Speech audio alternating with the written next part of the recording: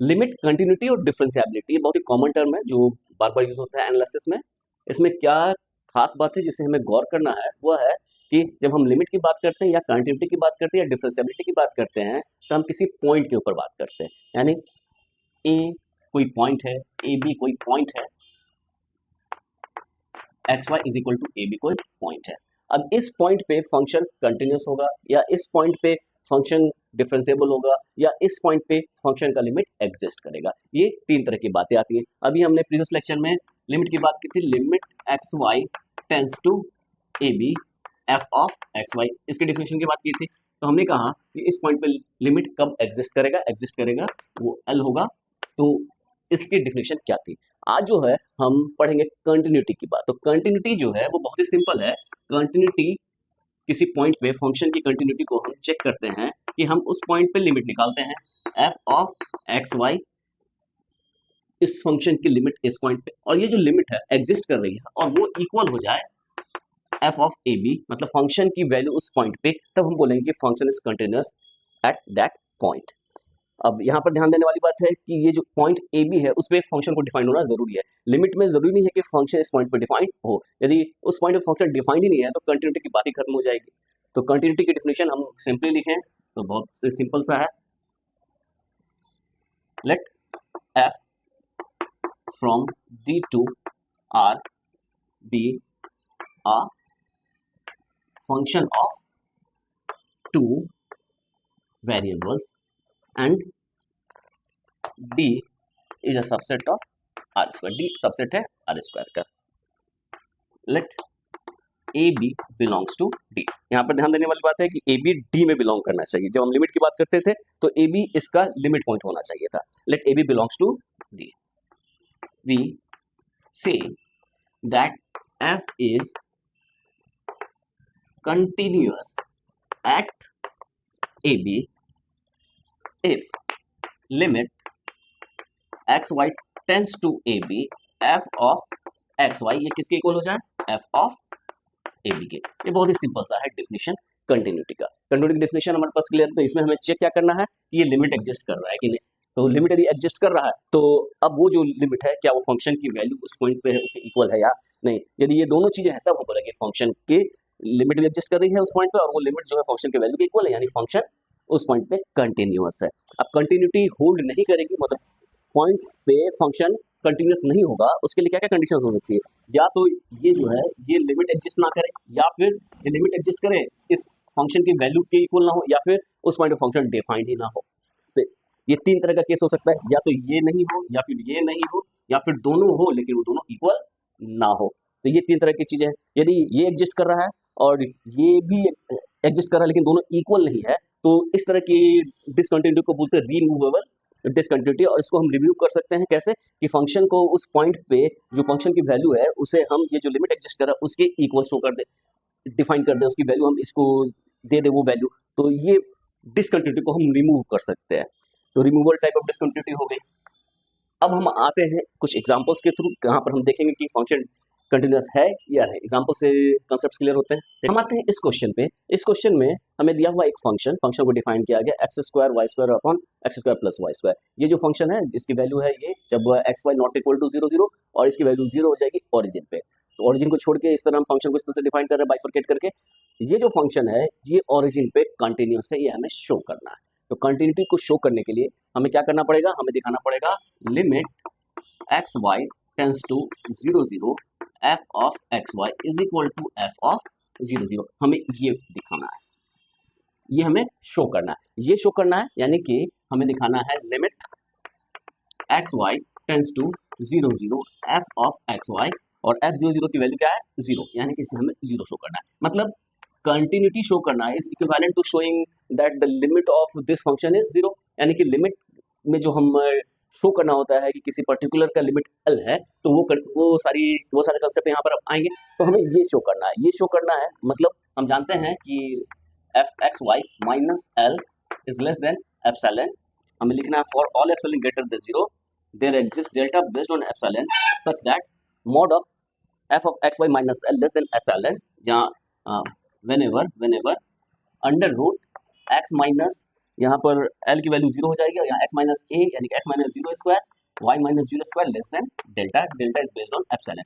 मतलब इस एप्सिलॉन के लिए एक ऐसा डेल्टा मिले जो इस रिलेशन को सेटिस्फाई करे, तब हम बोल देंगे कि इसकी जो लिमिट है, limit x Y tends to 0 0 F of x Y क्या हो जा रहा है, एल हो जा रहा है। तो हम इसको यदि हम ट्रांसलेट करने की कोशिश करें तो कुछ इस तरह से होगा, यानी कि हमें क्या चाहिए, for all epsilon greater than 0 there exist delta based on epsilon such that F of x Y minus L की वैल्यू 0 है, यानी mod of F of x Y minus 0, तो जो लिखे ना लिखे, less than epsilon whenever under root और X minus 0 यानी कि X square plus Y square less than delta. मतलब हमें कुछ इस तरह का रिलेशन चाहिए।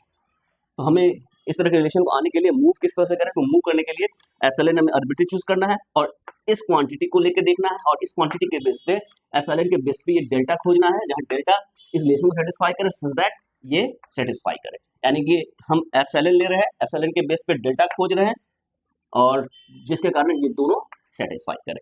तो हम देखते हैं कैसे बढ़ते हैं, हम बढ़ेंगे इसके हेल्प से। देखते हैं, we have mod of x Y minus F of 0 0, इसकी वैल्यू हम देखना चाहते हैं। ये क्या है, दिस इज एक्स वाई जो है ओरिजिन नहीं है, तब इसकी वैल्यू हम ये लेते हैं और ये वैल्यू क्या हो जाएगी, ये हो जाएगी x square Y square upon x square plus Y square और f of 0 0 is 0 is simply mod of x square plus Y square. ये हमारी वैल्यू आई। अब इसको लेस देन एप्सिलॉन करना है और इस क्वांटिटी को लेस देन एप्सिलॉन खोजना है, साथ में ये लेस देन एप्सिलॉन कब हो, जब under root x square plus Y square less than delta और जो डेल्टा बेस्ड ऑन एप्सिलॉन हो। मतलब ये जो क्वांटिटी है, जब तक इस क्वांटिटी के टर्म में नहीं दिखलाएं तब तक हमारा काम नहीं होगा। तो इस क्वांटिटी क्या है, अंडर रूट तो बड़ी चीज नहीं है, यानी x square plus Y square, मतलब ये जो टोटल टर्म है वो sum function of x square plus Y square के टर्म में दिखा रहे, तो हमारा काम बहुत आसानी से हो जाएगा। तो हम इसको X square plus Y square के टर्म में लिखने की कोशिश करते हैं। हमारे पास ये क्वांटिटी है और इसको हमको लेस देन दिखलाना है, लेस देन एप्सिलॉन, तो हमारे पास कुछ फ्रीडम है।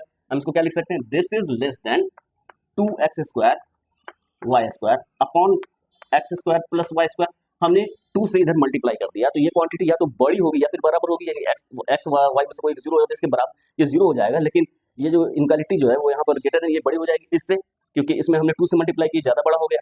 इसमें हम क्या करते हैं, ये लेस देन होगा x square plus Y square less than equal to 2 of x square Y square upon x square plus Y square. तो हमने क्या किया, इतना तो बड़ा था, इसमें हमने कुछ और पॉजिटिव क्वांटिटी ऐड कर दी, x square plus Y square. X square positive quantity, y square positive quantity है, तो ये जो होल क्वांटिटी है न्यूमरेटर में बढ़ गया, यानी कि टोटल क्वांटिटी और राइट साइड में और बढ़ती चली जाएगी।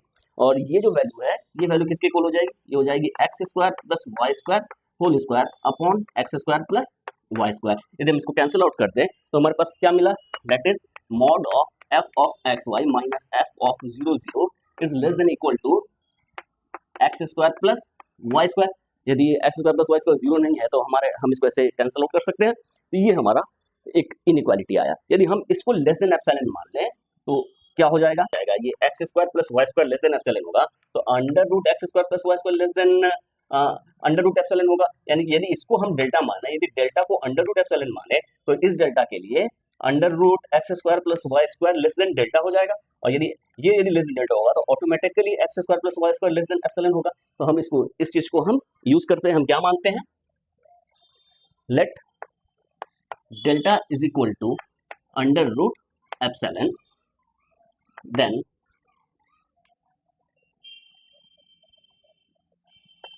यहां पर लिख देते हैं फॉर आर्बिट्ररी एप्सिलॉन, हम इसको लेस देन एप्सिलॉन मान लिए, तो let delta is equal to under root epsilon, then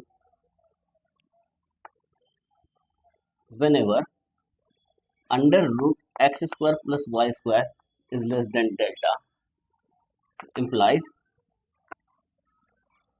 f of xy minus f of 0 0 is less than epsilon। इसको 1 मान लेते हैं using 1।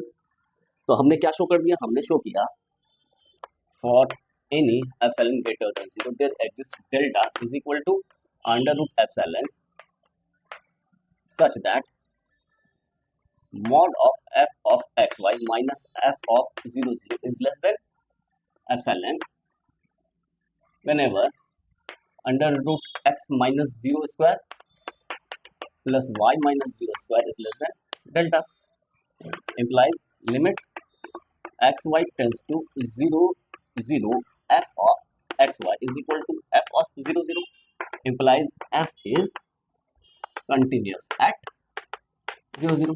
ये हमारा बहुत ही सिंपल सा क्वेश्चन था, आसानी से हो गया। तो हमने शो कर दिया कि हमारा फंक्शन जो है वो ओरिजिन पे कंटिन्यूअस है। सिंपल सा क्वेश्चन था। अब हम एक आते हैं जहां पर कंटिन्यूअस ना हो, तो उस तरह के क्वेश्चन को हम कैसे करते देखते हैं। हम इस क्वेश्चन को देखते हैं। यहाँ पर एक क्वेश्चन है कि एफ ऑफ एक्स वाई को डिफाइन किया गया है x cube plus y cube upon x minus y, जब एक्स वाई ऑरिजिन नहीं है और इज इक्वल टू जीरो, जब जो पॉइंट है वो ऑरिजिन, तो ऑरिजिन को छोड़ के फंक्शन को सिर्फ डिफाइन किया, ऑरिजिन पे हमने इसको जीरो डिफाइन किया। तो हमें शो करना है कि ये जो फंक्शन है वो कंटिन्यूअस नहीं है ऑरिजिन के ऊपर, कंटिन्यूअस नहीं है, ये हमें शो करना है। तो यदि हमें शो करना है तो हमें डिफरेंट पार्ट्स पे इसके डिफरेंट लिमिट्स यदि शो करते हैं, दो केसेस हो सकते हैं, या तो limit x Y tends to zero zero f of x Y is equal to F of zero zero आना चाहिए। यदि कंटिन्यूस नहीं है तो या तो ये लिमिट एग्जिस्ट नहीं करेगा, या ये एग्जिस्ट कर रहा है लेकिन इसके इक्वल नहीं है। इसको तो हमने डिफाइन किया है कि जीरो एग्जिस्ट कर रहा है। तो यदि ये फंक्शन जो है जीरो पे ऑरिजिन पर डिफाइंड है, इसकी वैल्यू जीरो है, और ये हो सकता है कि इसका लिमिट एग्जिस्ट करे लेकिन वो जीरो के इक्वल ना आए, और या तो ये एग्जिस्ट ही ना करे। तो यहाँ पर हम देखते हैं, हम चेक करेंगे, तुमको पता चलेगा कि इसका ये जो लिमिट है यही लिमिट एग्जिस्ट नहीं कर रहा है। देखते हैं, we have x cube plus y cube upon x minus y. इसको हम यदि हम इसको डिवाइड करते हैं तो इसको हम इस फॉर्म में लिख सकते हैं x square plus x y plus Y square plus two y cube upon x minus y. इसको हम इस फॉर्म में लिख सकते हैं। और ये जो क्वांटिटी है ये आपका एक पॉलिनोमियल है टू वेरिएबल में, और पॉलिनोमियल्स जो होते हैं उसकी लिमिट भी एग्जिस्ट करती है, वो कंटिन्यूस भी होते हैं पूरे आर स्क्वायर में। तो ये तो हमारा प्रॉब्लम है ही नहीं। तो हमारा ये जो प्रॉब्लम है इस छोटे प्रॉब्लम में रिड्यूस हो गया। अब हम यदि इसकी लिमिट एग्जिस्ट करेगी तो अलजेब्रा ऑफ लिमिट की प्रॉपर्टी से इन दोनों का सम का भी लिमिट एग्जिस्ट करेगा। यदि इसकी लिमिट एग्जिस्ट नहीं कर रही है तो ये सम का लिमिट एग्जिस्ट नहीं करेगा, क्योंकि इसका एग्जिस्ट कर रहा है, इसका एग्जिस्ट नहीं कर रहा तो एग्जिस्ट नहीं करेगा। तो हम जो है यदि इसको देखें तो इसको देख के हम बहुत आसानी से बता सकते हैं कि इसका लिमिट एग्जिस्ट कर रहा है या नहीं। तो इसकी जो लिमिट है इसको हम देख सकते हैं। हमारे पास क्या है, हम एक फंक्शन लें या पाथ लें कि x को हम भेज दें y माइनस या y plus m y cube.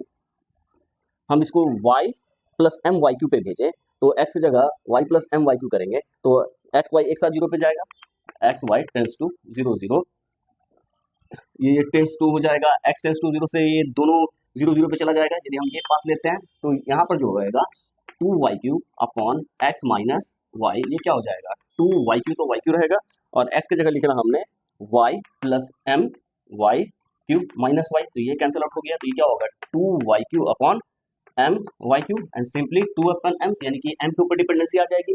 तो हम इसे ही हम इस तरह से लिखते हैं कि हमारा काम हो जाए। तो हम अलोंग दिस पाथ लिखते हैं, अलोंग दिस पाथ यदि हम इसकी लिमिट निकालते हैं तो देखेंगे ये एम के ऊपर डिपेंड है, hence the limit does not exist। लिखते हैं we check the limit x y tends to 0 0 f of x y along the path x is equal to y plus m y q। इसमें देखते हैं क्या आता है हमारा।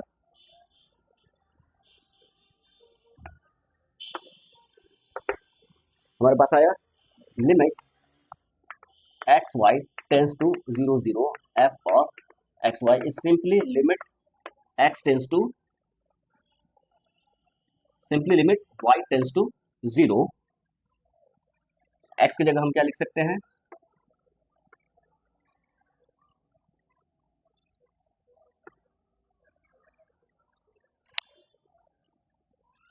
इसको हम लिख सकते हैं limit x Y tends to zero zero, ये हो जाएगा x square plus x y plus Y square plus two y cube upon x minus y, और ये वैल्यू हो जाएगी limit y tends to zero.